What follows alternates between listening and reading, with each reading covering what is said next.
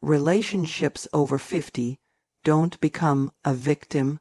If you're over 50 and thinking about letting somebody into your life, getting close to you, dating, or entering into any kind of serious relationship, we need to talk. You need to hear this.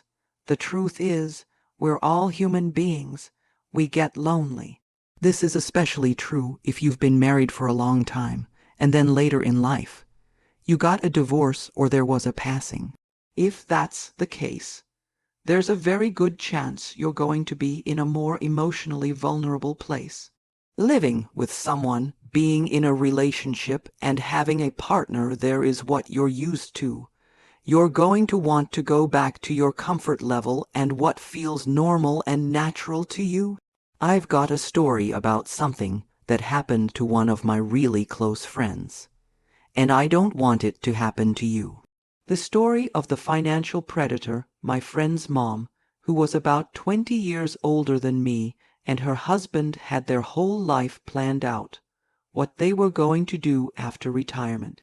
Well, he retired in his early 60s, and shortly after that, he got cancer and passed within a year. All the plans went down the drain. Naturally, for my friend's mom, it was a huge adjustment. For several years after that, she just wanted to get back to what she was familiar with.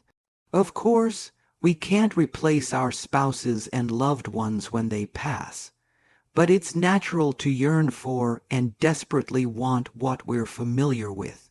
After a year or so, she started dating.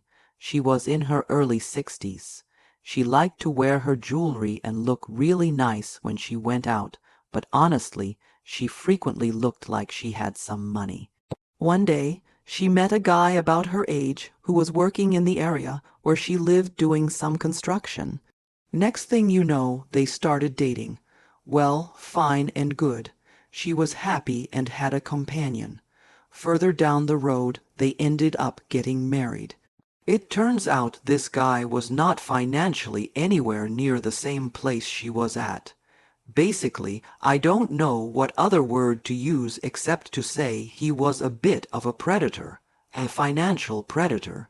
He saw her emotional vulnerability, her needs, her depression, all of it. He saw it from a mile away, and boy, did he capitalize on it. Unfortunately, she had to end up getting a divorce in her early 70s to avoid complete financial ruin from this guy. And then, because she was the one who was better off financially, and at the time of their divorce he had some health issues, she ended up having to pay alimony. Can you believe this? Just what she needed in her 70s, a divorce and paying alimony to this clown. You do not want that to happen. The evenly yoked rule, maybe you've seen this happen to yourself, some relatives, or it's happening now. Let me know down in the comments if you've got some advice for the community. This whole situation could have been avoided.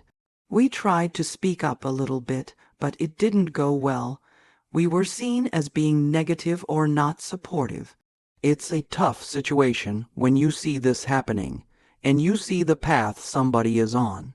A number one way to avoid this kind of thing, whether you're young or even older, is the concept of evenly yoked. Do you know what that is? It's an old farming term. It references the oxen. You want two big oxen going in the yoke if they've got to go pull the cart and do some work. If one of those oxen is a lot smaller and weaker, guess who's going to get stuck carrying the burden? You got it, the big one. The same thing holds true with these relationships. If you're the one who's more financially stable, if you're showing the money that you have with your nice car, the nice house you're living in, you can be a target. Don't make yourself the target. These people out there, they're desperate because they've made a financial mess of their lives, and they're looking for somebody to care for them. They can smell the desperation a mile away. Protecting yourself, there's no shame in being an emotionally vulnerable human being. But you need to protect yourself. We all go through those kinds of things, especially after loss. It's only natural to want some human connection, to go back to what you're familiar with, but you need to protect yourself. You need to have your eyes wide open. If you're going to be with someone, make sure that you're evenly yoked. They're in roughly the same stability and financial place as you are, or it's not going to work. If not, it's going to become very unbalanced and even possibly financially, or God forbid, physically dangerous. You're in a vulnerable place, and it can go downhill real fast. When you're emotionally vulnerable, you're susceptible to these people that do not have your best interest at heart.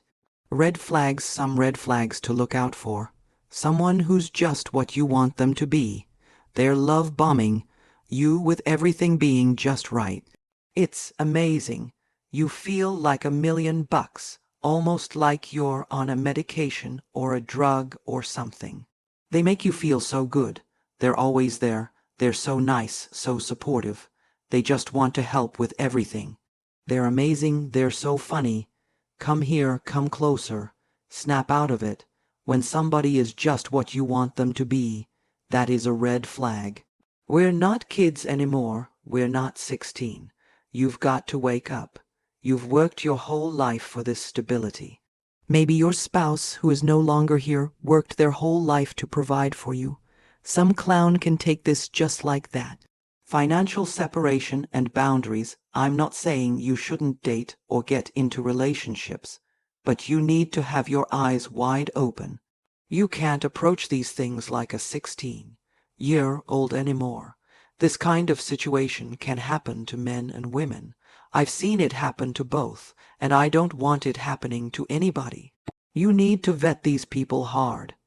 If you've got a friend or family member that's expressing a lot of concerns, saying, "Hey, I think I see some red flags," please listen to them. They have your best interest at heart. They've known you for years. Keep your finances separated. We're older now. There's no need to start putting everything together and creating a big mess. Live your life, enjoy each other's company, and keep things separated. If you're going to take trips, you know what? They pay for theirs. You pay for yours. Yeah, sure, you can treat for a dinner or something like that. But early on in the relationship, if you're all excited, you want to take this trip, and you've got the funds to provide, why don't they?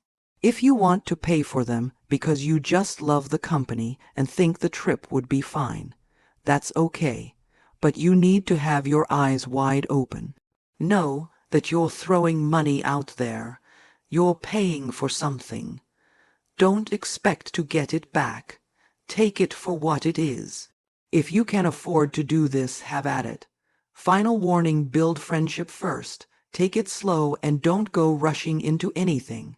If you find yourself thinking that you want to get married again, talk to an attorney. Just get your affairs in order. A friend of mine, a Sicilian older gentleman, used to tell me, "Don't give people the opportunity to do the wrong thing." Wiser words were never said. If you're going to get married, and you're older, and you've got a lot of assets, even if you have a few assets, have a chat with an attorney to keep yourself protected. What have you got to lose except everything? Listen, being alone is way better than somebody using you and taking you for a ride and destroying your life. You can find love and companionship later in life, and if that's what you want, I wish that for you. But keep your eyes wide open and don't bring any craziness and drama onto yourself. Life is very transactional. People in general are looking for something they need, and somebody else is there to give it to them. But they want something in return. That's just life. So in these later relationships, put your emotional self to the side. Get out your pure thinking self and ask yourself what the transactional pieces are in these relationships.